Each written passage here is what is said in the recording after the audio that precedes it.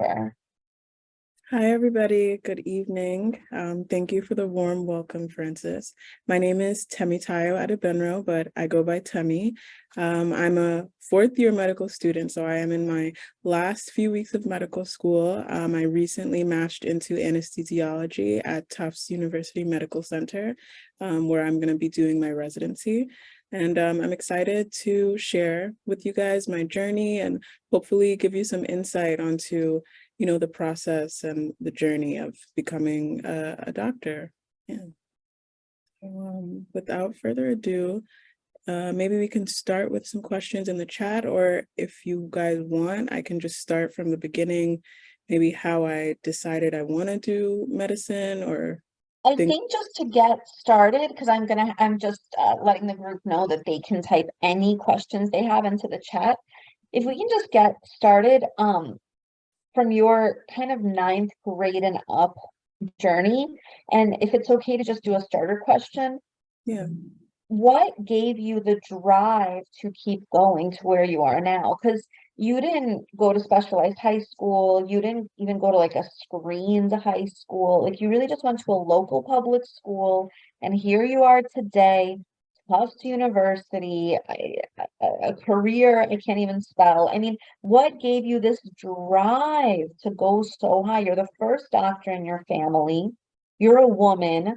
I mean, I can just go, you just have what gave you that hunger to keep going? And also, if you can start from ninth grade, and anyone who has questions will type them into the chat. Yeah. So for me, I really have to say that the majority of it is attributed to my upbringing. So like Francis mentioned, the child of immigrants. I'm an immigrant myself. I came to this country with my parents when I was about like 2 years old. I was still a baby. And from there, education was always emphasized. It was always stressed. And I'm sure like all of you, if you're here watching this webinar and you know Francis, you probably have parents that really care about your education and your academic success. So that's what I mostly attribute it to. Of course, for me, I always knew I wanted to practice medicine or be in the medical field just because I'm the oldest of two younger brothers. So I've kind of always been like the caretaker role. So I just knew that that was something that I wanted to do. And yeah, if any of this stuff resonates with you, if you feel like medicine is a field for you, or it might, align well with your personality or your values, I would say explore it, like volunteer, get out there and like try and get your hands a little bit wet before you, I guess, make the commitment. So for me, I was involved in a lot of extracurricular. So I was always in the hospitals doing some type of volunteer work. I was doing like STEM programs on the weekends, just to know that, okay, this is what I want to do like for the rest of my life. And you really have to think about it like that because it is a big decision. So yeah, just the best way to know if something is for you is to actually go out and do it and watch people who are doing it and see. So yeah, I think I see one question in the chat too. Oh, closed captions. Yes, let me see if I can do that. So I just want to add to all of you, if you want to do closed captions in English, Chinese, Spanish, Korean, I'm very excited to tell all of you that Kweller Prep is super multilingual now. So you can just hit the CC button on the bottom and you'll be able to translate into English and into any language. So we'll keep going. So as you were saying, starting with ninth grade, if you can please help us with your journey from ninth grade, the classes you took, and just really like help us follow your role in terms of what you felt were the most helpful classes to get you on your path. Yeah, so ninth and 10th grade were really the most important years, I feel like. For one, like you said, I didn't go to a specialized high school. I went to my zone high school. So in terms of AP classes, there weren't too many. I think in total, we had like 4 or 5 AP classes. So I knew that, okay, if there's 5 AP classes, then I'm going to take 5 AP classes. I'm going to use the resources that my school has to the best of my ability. So in ninth grade, I started with living environment, like most people do. Living environment, I took, it's even hard for me to remember. I think I took algebra 2 or geometry.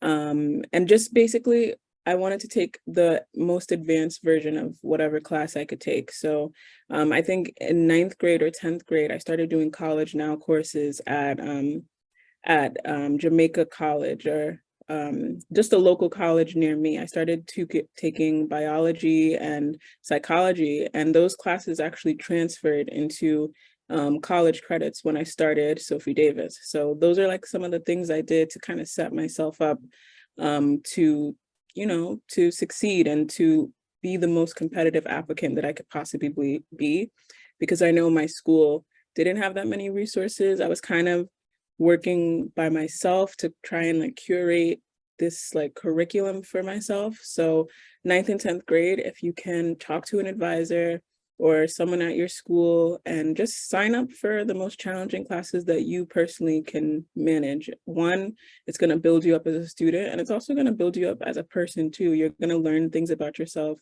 You're going to kind of push yourself, and when you take challenging classes like that, it kind of carries on into other fields of your life too. So you're more, disciplined, you can do more things, you're more confident. So So since there aren't questions in the chat, until there are, I just will converse more.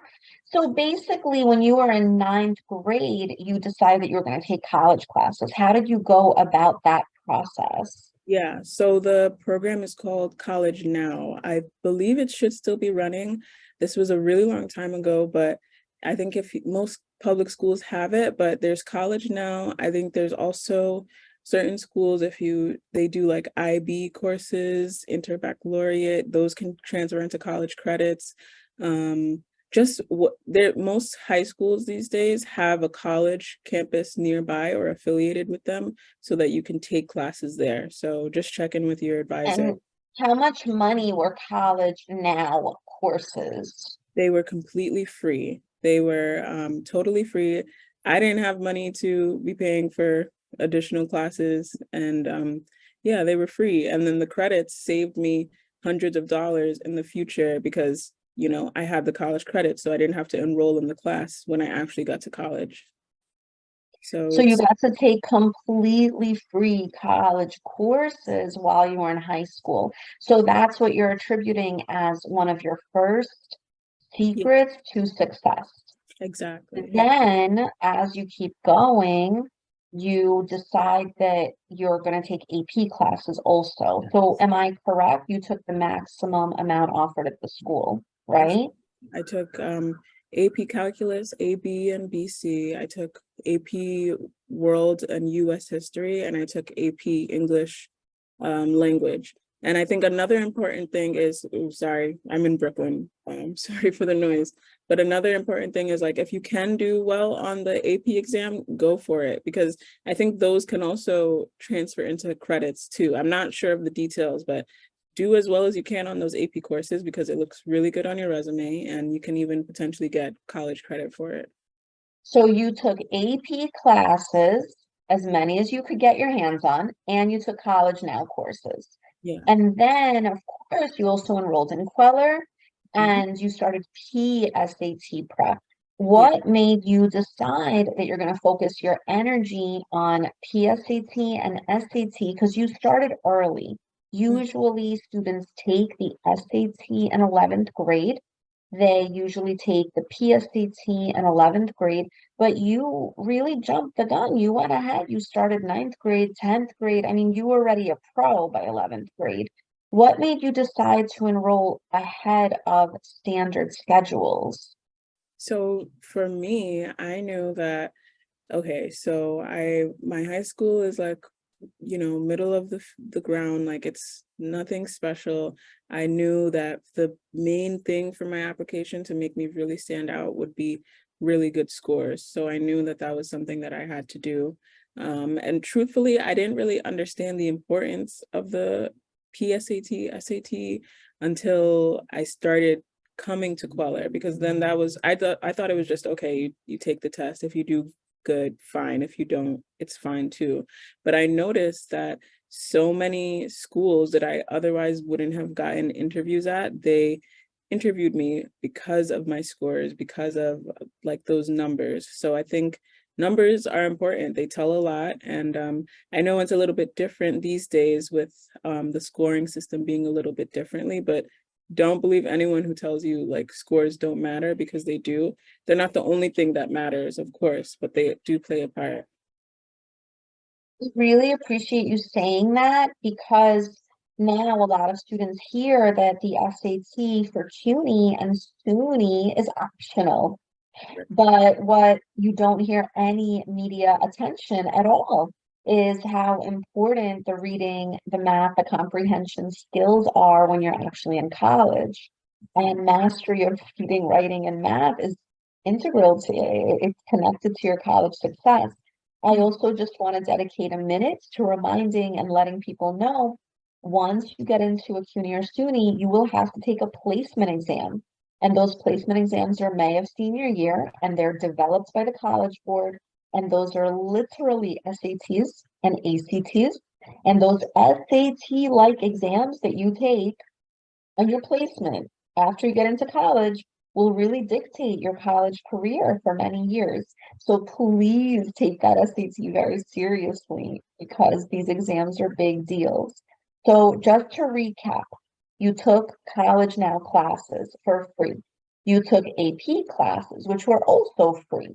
And I would assume you have to pay for the exam, which now is about $125, right? Actually, my school even waived the exam fee. So a lot of people You don't took know this, but if you ask, you can get the exam fee waived, because I don't remember paying for it. So you took College Now classes for free. You Mhm. took 5 APs, you got a waiver. Then, and you go to a non-specialized high school and it's not screens and it's not any special program or any specialized program at all for pre-med, nothing. No. But you're putting yourself in a pathway with your APs and with your College Now classes. So this is very interesting, everyone. Pay attention. So Tammy now has positioned herself to be the big fish. So I'm gonna start the drum roll. Tammy, how did you graduate? What number in your school did you graduate? Yeah, so I graduated as valedictorian. Yeah, so my school, it actually used to be a larger school, but because it was kind of going in a not so good direction, they broke it up into smaller schools. And in my school, I was valedictorian. So first in my class, I did the whole speech at graduation, all of that stuff.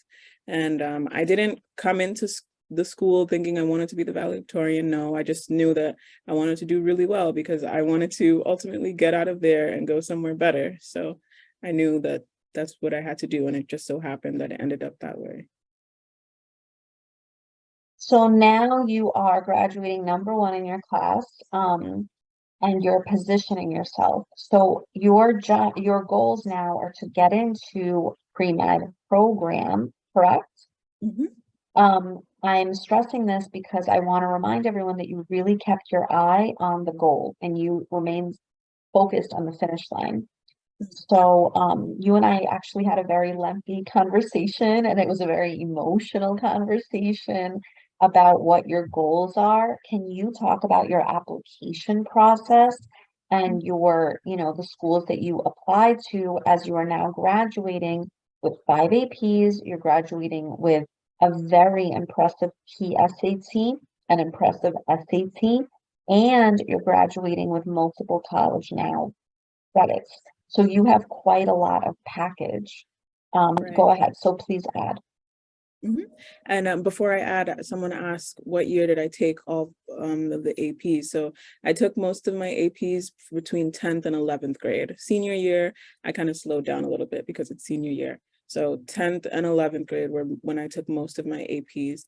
And yeah, so the schools that I applied to, I knew I wanted, if I wasn't going to go to an Ivy League school or a school that had a really kind of well-known reputation, I knew I wanted to go to a school that had a combined bachelor's and MD program, because I feel like those are the only ones that could really take me to where I wanted to go. So I applied to all the Ivies. I applied to Sophie Davis, of course. I applied to Brown's BSMD program, PLEMI.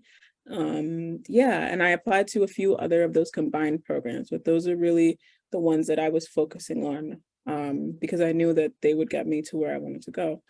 And yeah, someone asked, did I attend Sophie Davis? Yes, I am um, a graduate of Sophie Davis, or a soon to be graduate. I'm in my last year of medical school.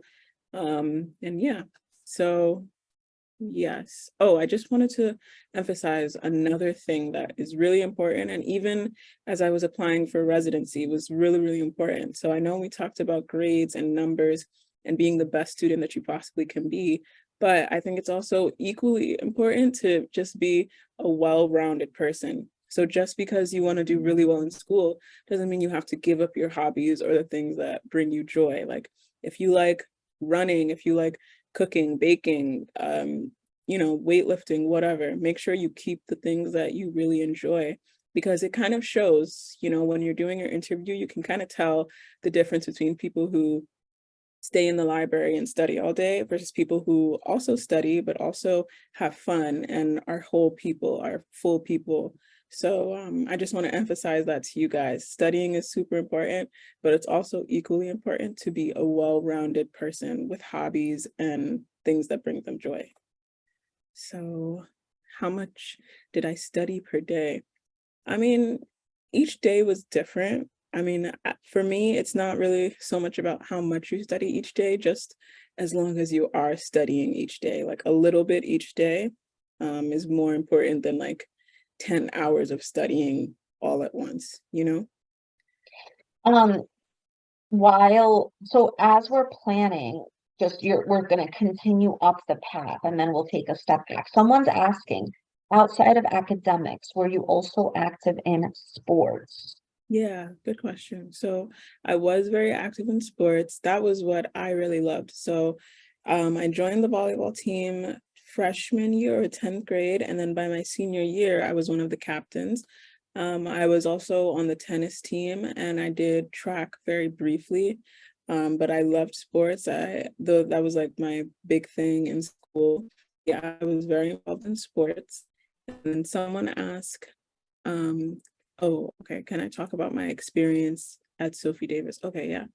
But while we're still in high school, yeah, I did a lot of sports, and I started a lot of clubs at my school because I was genuinely interested in starting clubs, and it was just a great way to hang out with my friends. And also, you put something that looks really good on your CV, and you develop your skills as a person. So it's a win-win. And again, I want to stay exactly the way you're going right now is to let's follow the path. So Mhm. now you've been accepted to multiple stellar colleges in the United States, like out of this world. Like you got into multiple dream schools. What was the final decision? And looking back, what made sense with your decision to go to Sophie Davis, which is part of the CUNY system, as opposed to these very expensive private colleges? If you could just help us really give that a framework also. Yeah.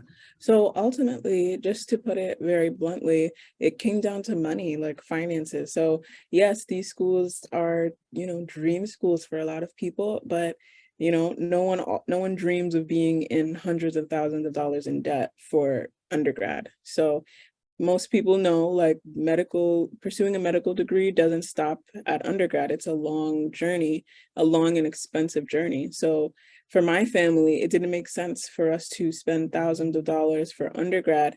If I could go to Sophie Davis, where I had a scholarship, it was free. And yeah, I could save and, spend that money in other places. So it ultimately came down to the money. If you guys do apply to those schools and you get accepted and you get good financial aid, I don't think there's anything wrong with going. But a lot of the times it doesn't happen like that. So if it doesn't happen like that, don't be distressed. There's other ways to get an amazing education, and you don't have to pay thousands of dollars for a good education. And there's no right or wrong answer, but I want everyone to really understand the framework because Temmy now is going to Tufts as a resident, correct, as a anesthesiology. And I just want you to know where she got in. She got into UPenn, Ivy League. She got into Brown, the PLEMI program, which is a dual degree. She got into Yale, Barnard University, Boston College, Brandeis, Carnegie Mellon. These schools would have potentially put you hundreds and thousands, you would have been $500,000 in debt right now had this process gone a different way. So she also got into Cornell, she got into Johns Hopkins University, NYU, Vassar Williams College, Sophie Davis, you got into all your CUNYs, all your SUNYs, Northwestern, Northeastern. And if there was a North Southern, you'd get into that one too, right? So in the end, in your family, you're one of three, correct? Mhm. So you're the first, right? So in your family, you ultimately chose Sophie Davis. How did it work in terms of money? How much are you paying for Sophie Davis now that you choose this school, correct? So Yeah. if you could help with really walk us through the steps of how like your expenses. Yeah. So for Sophie, I got a full tuition scholarship. So I didn't pay any tuition. I dormed, or they had dorms, and I paid for dorms. I believe that was like maybe like 2,000 a semester or a few thousand a semester.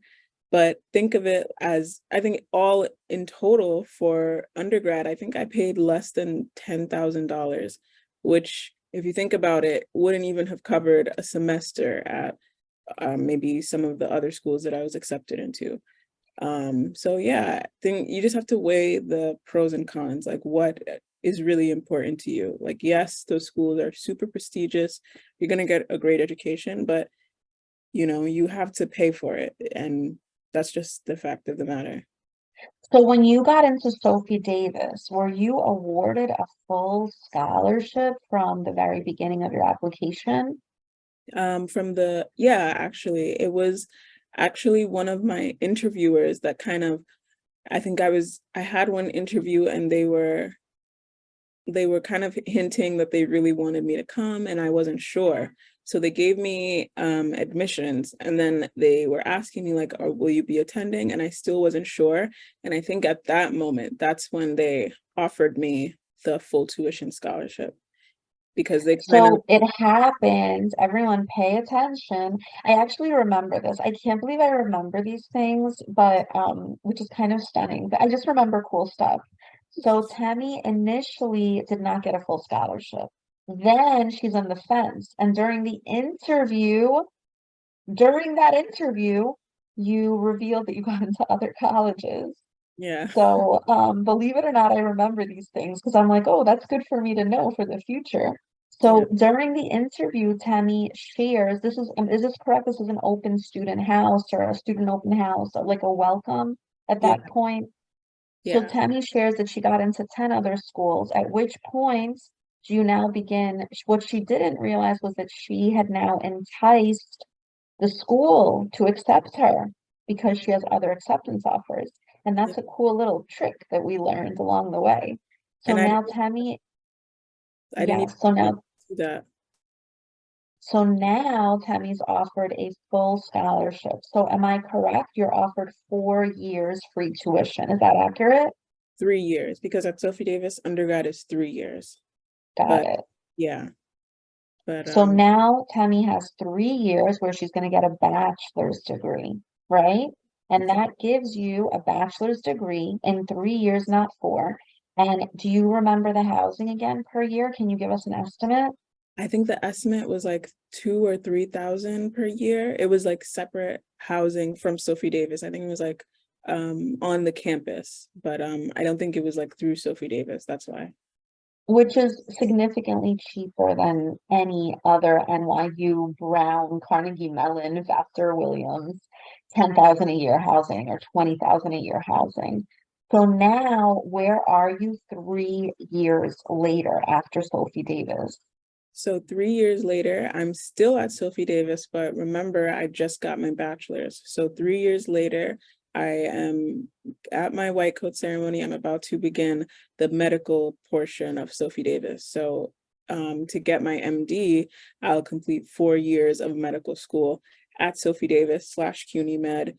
and do rotations at their affiliate hospitals. So at this point, I'm a medical student, I'm studying, every day we're learning and you're going through the process. And yeah, that's where we are now.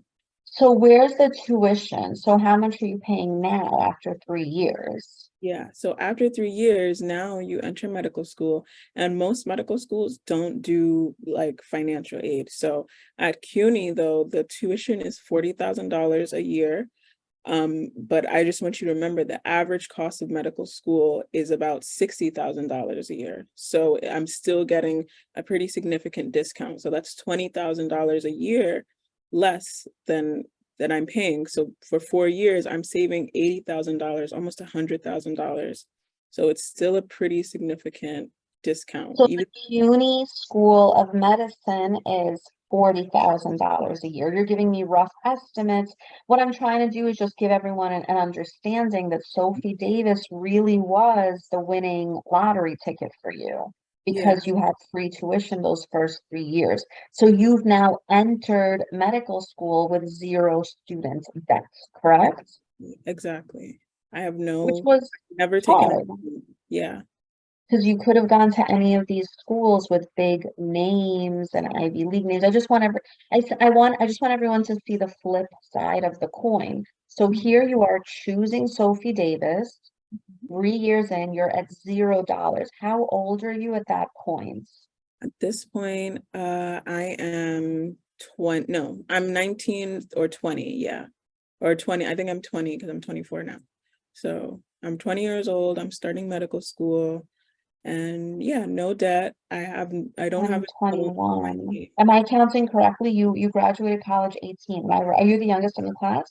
I I I think I'm one of the youngest in the class, yeah, because I started school a little bit earlier, but this is 2019. Class of 2019 is when I graduated undergrad. And So assuming you're 18 plus 3, is that good? So I was everyone, are you 7. following? Yeah, 18 plus 3, or yeah, Or 17. But 17. let's say the students here, for the most part, they're going to be 18 graduating. So 18 plus 3, you are now 21. From Sophie Davis, you now have a bachelor's. What is your bachelor's in?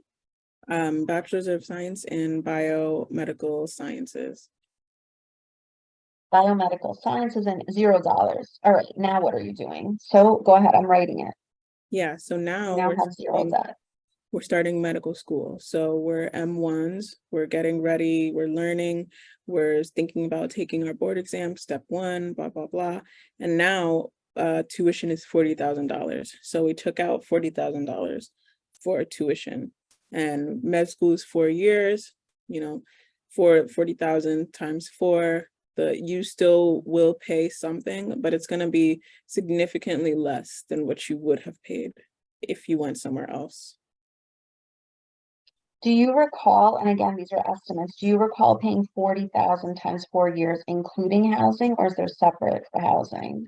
Housing is separate, so you would take out an additional loan for housing. So I think right now, in terms of what I owe, I think it's a little under, like, it's a little bit under 190,000. 190,000, which is insane. It's a lot of money, but 200,000 compared to maybe 500,000, think of it like that. It still is a lot of money. It's ridiculous. I don't think medical education should be as expensive as it is, but that's a different webinar. But yeah, it's still a significant discount. And everyone who joins in a few minutes late, I just want to remind you, she entered 5 APs and how many college now classes did you take? 2. She took 2 college now, which potentially is up to 8 credits, transferable because you stayed in the CUNY system. She also, in this case, graduated top of the class #1, and she was a student athlete. So we have a lot of packaging going on and taking place. And I do want to stress, I'm very lucky Temmy was referred to Kweller Prep by her beloved cousin, who is now in law school. Because I yelled at her to go to law school. No, I'm kidding. I did, no, actually I did do that. I just want to let you know. So her cousin refers her to Kweller, which is interesting. The cousin is a year older, the cousin refers you to Kweller, you start ninth grade. And Tammy's already on an SAT path in 10th grade. So I just want everyone to remember like the recap of the positioning. She gets into 10 different colleges, including Ivy Leagues, very expensive programs, but financially, Sophie Davis now makes sense. So while you're in college for 3 years, getting your 4-year degree, did you know that you wanted to go into anesthesiology during your 3 years in college? I had no clue. If you asked at that time, if you asked me to spell anesthesiology, I probably would have walked away. Like I had no clue what it was. Like I just knew, okay, yeah, they're doctors, but I didn't really understand the extent of what they do until I got to my third year of medical school. So this is pretty late in the game. So third year of medical school, I'm on my rotations, I'm in the hospital, and I'm noticing the anesthesiologist, I'm taking note of what they do, and I'm enjoying it. And I find myself gravitating towards them. So I do a few rotations in anesthesiology. I love it. I apply for residency. I apply to all these programs throughout the country. And I matched to Tufts not too long ago. And I'm really excited because I really love their program. So yeah, that's where we are right now. But I know there's still a lot of questions like, what even is an anesthesiologist? What do they do? How do I know I want to do it? So feel free to. So that's what I want to get to now because so now we're following the journey. Can you explain, because there's so many high school students here and I don't even know this is way outside of my field. How do you go through this matching process? How does this take place where what does matching even mean? Like many of us are even hearing this term for the first time.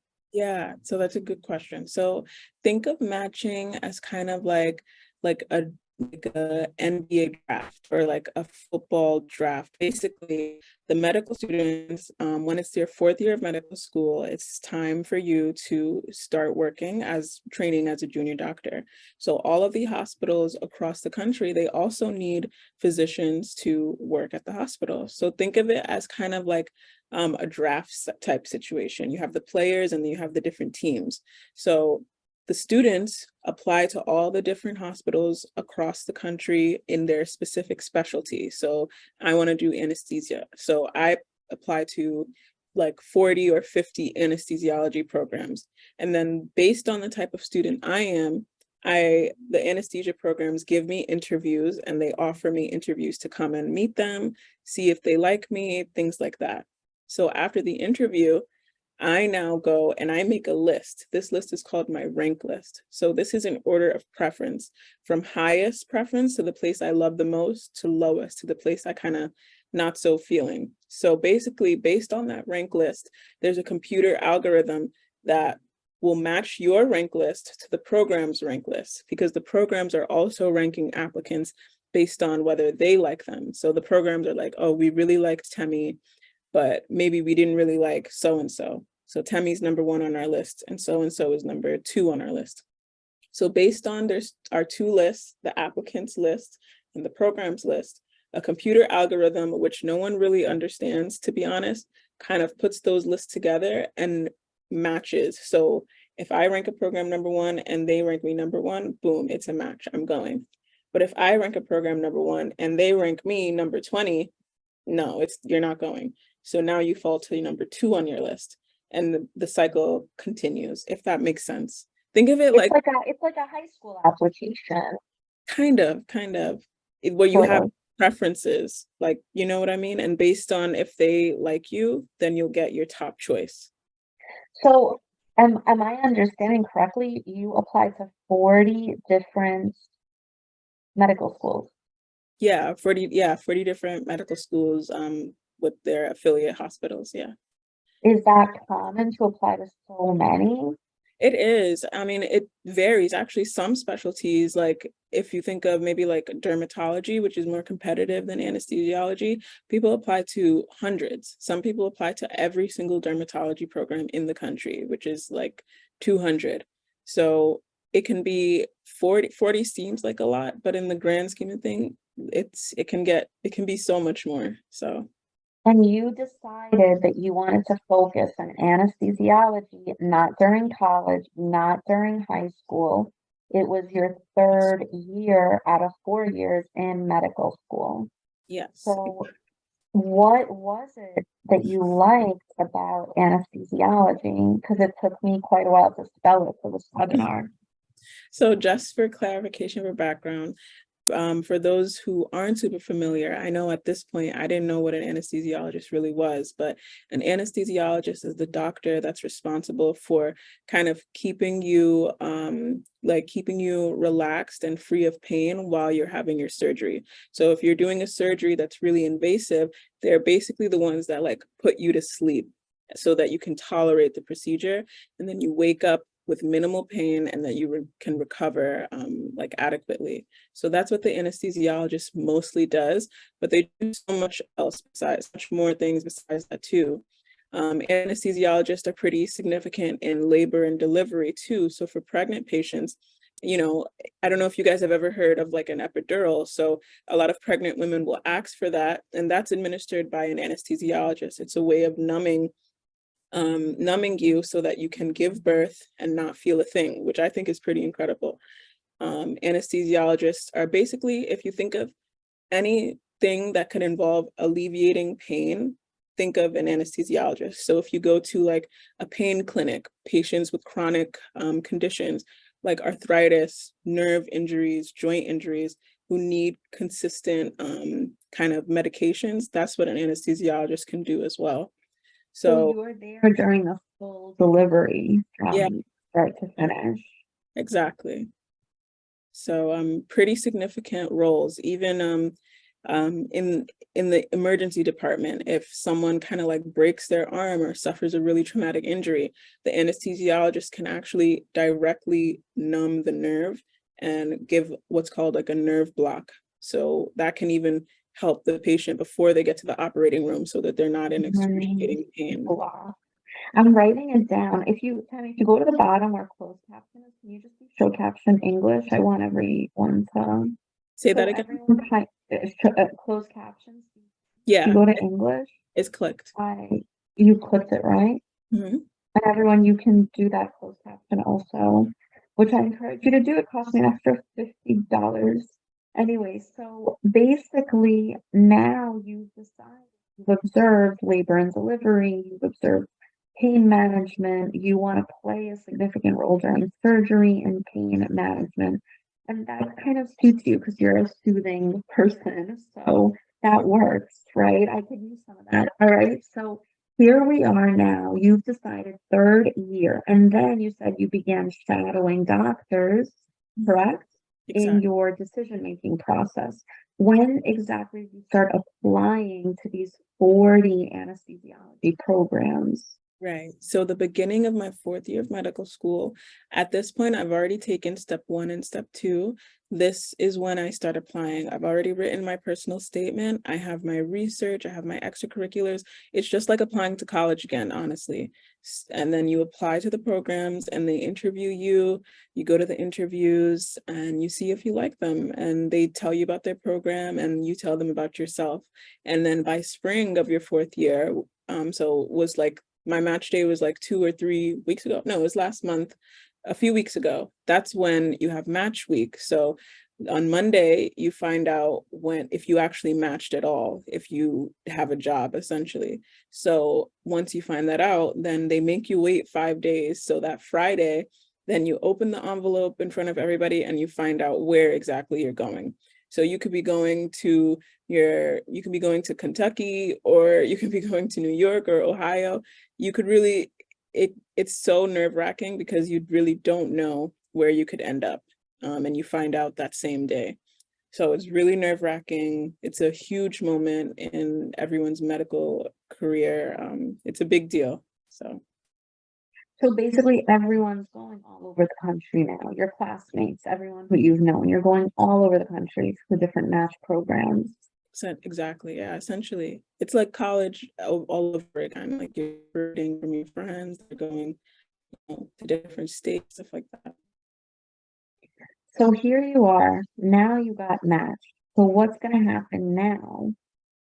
Yeah. So officially, most residency programs begin July 1st. So even before July 1st, let's rewind. I graduate in May. So from now until the end of May, basically I'm just preparing to move to Boston, wrapping things up, moving, and yeah, and graduation. So after graduation, I'm gonna move.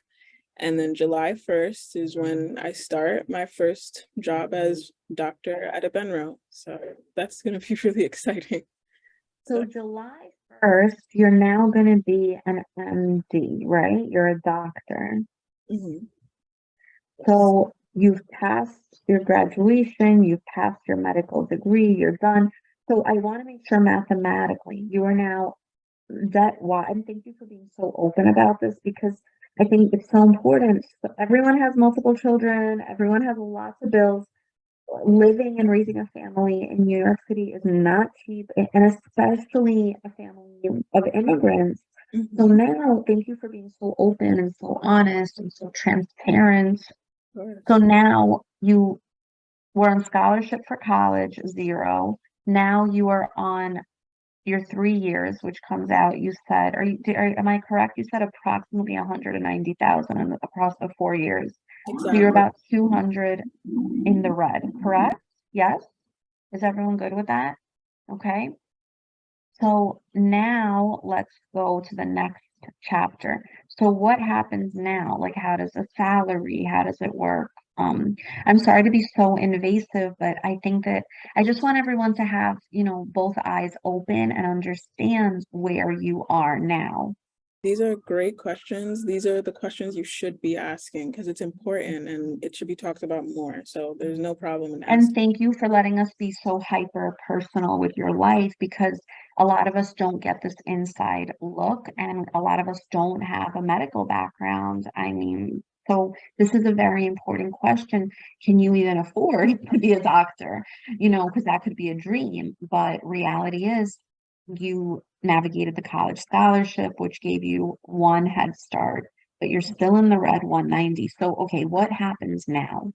So now, okay. So now, once the minute you get a job, student loans, they start contacting you. They're like, okay, where's our money? Pay up. But of course, I don't have $200,000 to give them right now. So most of the time, what they'll do is they'll kind of put you on a payment plan or either do an income-based payment. So let's talk about money for a little bit. So the average starting salary for a resident is around 60,000. My program, I'm going to make around 71,000 a year. So that's just baseline starting off. So residency is 4 years and your salary grows a little bit at the end of the 4 years. So by the end of the 4 years, I'll probably be making around 80,000. But that's still, it doesn't really match up to the level of the loans, right? The average starting salary for an anesthesiologist that has completed residency and is board certified right now in the state of New York is around 500,000. So that's a huge jump, right? So from 80,000 to $500,000. So maybe I just want to contextualize this because for the first 4 years, when you're a resident, it may be a little bit hard to pay off your loans and nobody is expecting you to pay them off right away. So that's super important. You don't have to pay these loans off right away. That's impossible. So gradually, each month by month, you'll pay like a minimum balance or something like that. But I just want to emphasize that don't like don't worry about paying off your loans because that jump from 80,000 to 500,000 is pretty significant. So I feel like by that time, whatever you have left in loan payment, it won't be that difficult for you to pay off. So everyone And always I happen to know doctors who are 40 years old and opted to not pay off their loans because it's so low. Do you know what your interest rate is on the 190? say that again. Do you know what your interest rate is on your student loan? I think because it's the grad plus loan, I believe last time I checked, it was like 7% or something like that. I have to go back and check, but Interesting. yeah. So I'm doing this, and again, thank you for the transparency because I want everyone to get a clear picture of the debt versus the out. But okay, so you're going to be taxed, correct? Obviously, right? You will be taxed on all this money. So Of it's course. 20,000, and then you yourself will be paying your cost of living. Is that correct? Yeah, From this money. exactly. So residency is 4 years. You will pay cost of living. So Mhm. I'm at 74 minus 24,000. Okay. So after 4 years that you're in residency, but you are paying your own housing, correct? Exactly. Yeah, Right? So then there's a change after. So this is now 4 years later, and the starting salary will put you at about 500, right? yeah. Assuming you go back to New York. How do you get back to New York? How does this path happen? If I decide not to do a fellowship, which is an additional 1 year of super specialized training, if I apply for jobs in New York, you can do private practice or like a large academic center. So if you just apply to jobs in New York and you end up there, that's how you end up back in New York. Or I could stay in Boston or go wherever if I decide to at that point in my life. So yeah, What's fellowship. the benefit of doing the fellowship? Yeah, so fellowship is one if you have a really specific interest. So like there's cardiothoracic anesthesia where you a lot of the times when you do heart transplants, that's kind of what you would subspecialize in. There's obstetric anesthesia where if you want to do not just regular OB cases, but high risk OB cases with mothers with a lot of comorbidities, so really complicated patients. You can do pediatric anesthesiology for really, really sick kids. So these are things that people with super specialized interest want to do. I'm interested in OB anesthesia, but I don't know. 4 years from now, I'm not really sure what I would want to do, but that's just something that I have in the back of my mind. So fellowship is 1 extra year, and that 1 extra year, you would still be making a resident salary. So that's 1 less year of income. That's like the pro and the con.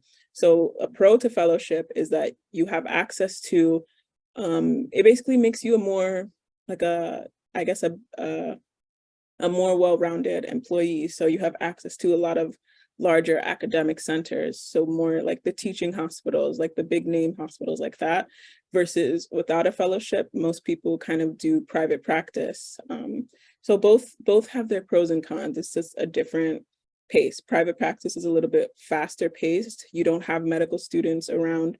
It's not a teaching hospital. You're kind of just focused and working. You're not teaching, other trainees versus an academic center. The pace is a little bit different. You have medical students, you have residents to facilitate. You're also teaching. A lot of the times, faculty will teach at the medical school. So it's academic versus private practice. That's really what the difference between fellowship can do. So assuming you don't do fellowship, you will go, how do you get that? How does the job search go after these 4 years? Yeah. So even if you don't do a fellowship, you still can do academics. It's just like most people go to private practice. So after the 4 years, the job market is really excellent for anesthesia. So people need anesthesiologists really, really badly. So it's the job market is really good. And what from the residents that I've spoke to say, it's on the upswing. So the job market is excellent. People are in dire need of anesthesiologists. So yeah, the job market is pretty good. I'm not an expert on it. I'm still in the beginning stages of my career, but so far it's looking pretty good. So basically, your biggest debt is coming from the actual medical school. That's Exactly. where the big money is. And if Exactly. you had to give advice, and I don't mean to speak so, I have to speak on finances because this is a huge time and money consideration. Mhm. Would you advise others to follow in your path, um, connected to where you are relative to others in terms of your debt? Mhm. Good question. So you're asking like Would you if do it again? Would you yeah, go, or would you go to an expensive Ivy and be even more in debt? yeah. So right now, of course, it's easy for me to say, like, of course, this is the path that I've chosen, and I think it's the right path for me because I can't really imagine all of that debt, it would feel debilitating. Like, it's not a good feeling knowing you owe money. And then on top of that, you have to be an excellent student and you're worried about money. It's just really difficult. So I would definitely recommend, if there's a cheaper option, if someone is going to pay for your school and make it free as it should be, take that option and run with it, because undergraduate, it's not worth it to put yourself in thousands of dollars in debt, because these days an undergraduate degree is not even enough for like a good entry level job. Like, I'm sure you know of people who went to really expensive schools and they, got these amazing degrees and they can't even find jobs now because, it's just a very different world that we live in. The market is very different. So I don't think it's worth it at all to put yourself in debt for undergrad if you don't have to. So I cannot thank you enough for how revealing and detailed and transparent and honest and that you're being, and I know that you're doing it because you love me, and I know it's the truth because I'm going very personal into your finances, but I'm really doing this because as a woman, and especially as a woman of color and as a woman from an immigrant family. Tammy's family is from Nigeria. Tammy is one of three children. There are two kids behind you who are going to have to go to college and go to graduate school and go to professional school. So the finances are a huge consideration. And I really want to compliment you because you chose the CUNY path and you chose to go through the Sophie Davis program. I also want to compliment you for applying to 10 plus colleges because you used those college acceptances to probably secure your scholarship. I don't know if you would have gotten a scholarship if you yeah. had only applied to one or two schools, because when you notified Sophie Davis that you have 10 other offers, suddenly they said, hey, we want you for free. Exactly. I remember this happening and I remember thinking, oh, that's interesting. It's so please remember everyone who's paying attention. I want to take this opportunity to really compliment you because you're going where very few people have gone. You are dramatically, you're torpedoing towards the top 1% in income. We're very proud of you. And we really want to share what this pathway will give you. You are really someone who we're so lucky that we're speaking with. It's already 8 o'clock, and I just want to take a moment if I could unmute everyone and just say thank you. So everyone, let's take a moment and just to say thank you to Tammy. I'm going to count to three. So we're going to do 1, 2, and 3. Thank you, Tammy, you you. genius, you Thank brilliant you, mind. mommy. Thank Thank We you. learned so much. Thank We are you. so Thank you, impressed. Tammy. Great you. job. Thank you. Thank Thank you. Oh. Thank Temmy is the first one, the first girl, the first female from Nigeria. The parents immigrated to the United States, the first doctor. Do you. you believe how lucky we are to have this webinar tonight? And she got into Tufts. Do you know Miss Kweller could not even spend, I can't even spell Tufts or anesthesiology. I had to look everything up. Do you know what a big deal it is to have you as our webinar host? You know how lucky we are? You know what a role model you are? And Tammy went Fun. to a local high It's a girl school. who is We're anesthesiast. so proud. Aren't we so impressed, And everyone? she's telling us how to apply the college. Say Are you that. impressed? Oh, how to apply to college? I can you give some words of wisdom with your essay? Give us wisdom. Give us wisdom. What would tell us about your essay, please, your college essays. What's your advice for the application? I'm gonna mute everyone so you can speak. Okay, hold on. I'm gonna mute everyone, Tammy. Yes.